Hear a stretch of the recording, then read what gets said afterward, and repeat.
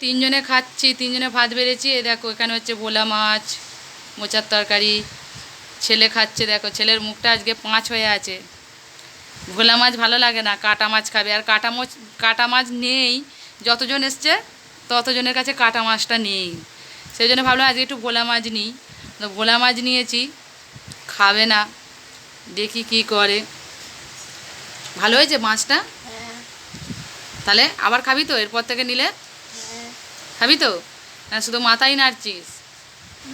সব রকম খাওয়া অভ্যাস করতে হবে। কাটা মাছ সবসময় ভালো লাগে, আর কাটা মাছটা সবসময় ভালো না।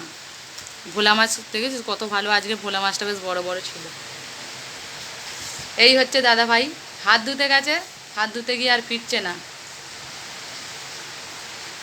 আর এই হচ্ছে আমার ভাত, তিনজন খাচ্ছে। এখানে এখনও ভাত আছে, যার লাগবে সে নেবে। এই হচ্ছে ভোলা মাছ, মাছের মাথাগুলো আছে।